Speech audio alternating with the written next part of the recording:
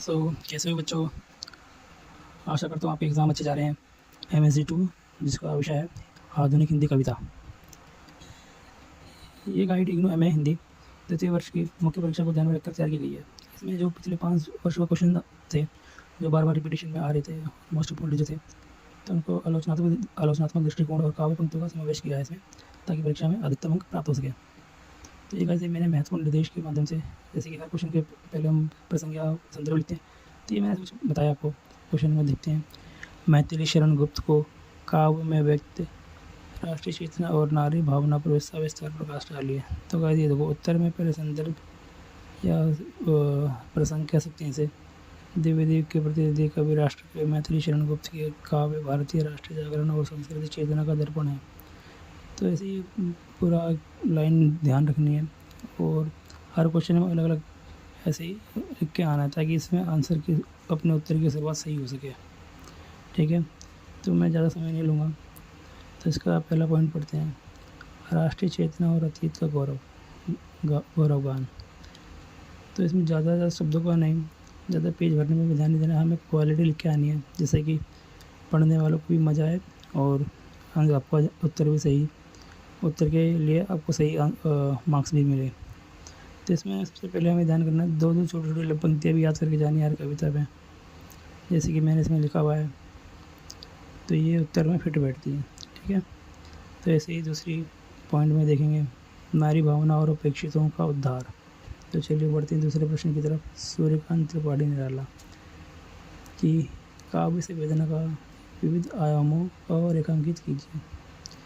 तो ये बहुत इम्पोर्टेंट क्वेश्चन है, जो दिसंबर 2022, जून 2024 और जून 2025 में पूछा गया है। तो बहुत ही ज़्यादा संभावना है कि 2026 में भी ये पूछा जा सकता है। उसके बाद पॉइंट अनुसार लिखना है, छायावादी सौंदर्य और रहस्यवाद। ये छोटे छोटे पॉइंट याद करके जाएंगे, जिससे कि आपको परीक्षा में आसानी रहे। अगर आपको पॉइंट भी ध्यान रहेगा तो आप उत्तर बना के लिख सकते हैं। ठीक है, बस इतना ही पढ़ के जाइएगा।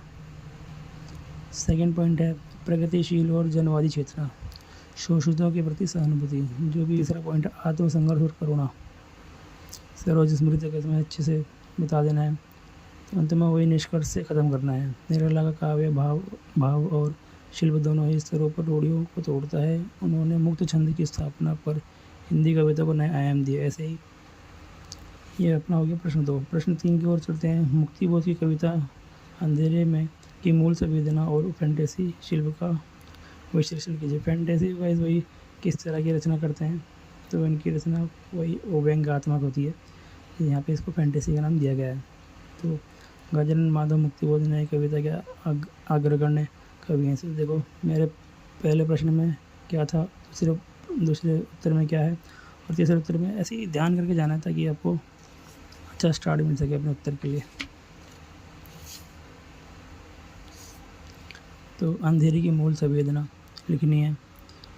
राजनीतिक सामाजिक संकट का दस्तावेज है। अंधेरा अज्ञान, दमन, भ्रष्टाचार और तानाशाही शक्तियों का प्रतीक है, लिख के आना है। तो और साथ ही इसमें जो पंक्तियाँ हैं वो जरूर याद करके जानी है, अच्छा नंबर मिल सकते हैं इसमें। फैंटेसी यानी कौन सी शिल्प का प्रयोग है, मैंने बताया था।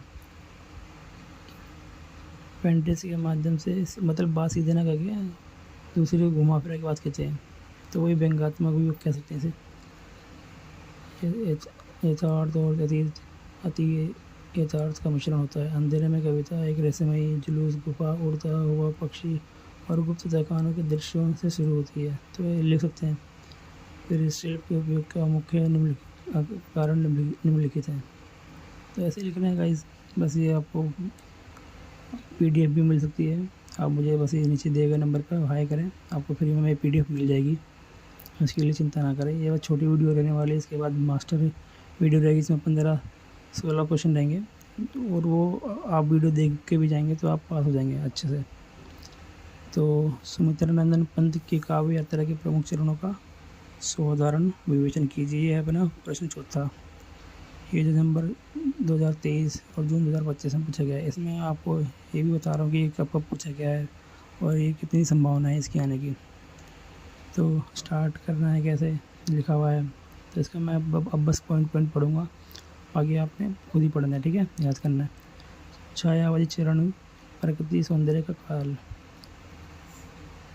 दूसरा पॉइंट है प्रगतिवादी चरण यानी यथार्थ की भूमि।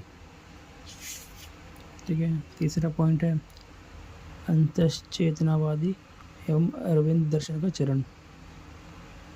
महर्षि अरविंद के संपर्क में आने के बाद वो पूरा दिखना है कि उनका झुकाव अध्यात्म और मानव कल्याण की ओर हुआ। तो कुछ नहीं, ज़्यादा याद नहीं, ध्यान नहीं रखना, बस अपने को पॉइंट अनुसार ध्यान रखेंगे तो आपको पूरी लाइन अपने आप बन जाएगी, पैराग्राफ आप लिख सकते हैं। ठीक है ना। जैसे चौथा पॉइंट है नवमानवतावादी चरण। ठीक है। तो ये अपना उत्तर चौथा पूरा हो गया। अब अंतिम प्रश्न आता है अज्ञेय के काव्य में व्यस्त आधुनिक भावबोध और व्यष्टि बनाम समष्टि के द्वंद्व को स्पष्ट कीजिए। अब व्यष्टि बनाम समष्टि क्या है गाइस, तो समझना है, व्यक्ति वर्सेस समाज। ठीक है ना। सच्चिदानंद हीरानंद सत्यवादसेन, जिन्हें अज्ञेय भी कहा जाता है, प्रयोगवाद के नए कवि, ये शलाका पुरुष हैं। तो ये शुरुआत करनी है, फिर इनका लिखना है कि आधुनिक भावबोध और महानगरीय बोध। ठीक है। तो दूसरा पॉइंट जो है व्यक्ति बनाम समष्टि यानी व्यक्ति वर्सेस समाज का द्वंद्व, तो वो पूरा लिख के आना है।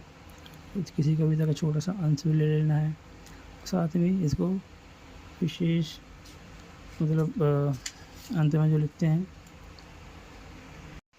निष्कर्ष के साथ हमेशा उत्तर अपना ख़त्म करिएगा। तो ये हमारी पहली वीडियो थी, आशा है आपको अच्छा लगा होगा। रात तक दूसरी वीडियो अपलोड हो जाएगी, तो उसे आप देख सकते हैं और इसका PDF भी फ्री रहने वाला है। तो सब्सक्राइब कीजिए, लाइक कीजिए और ऐसे ही चैनल बने रहिए नए अपडेट्स के लिए।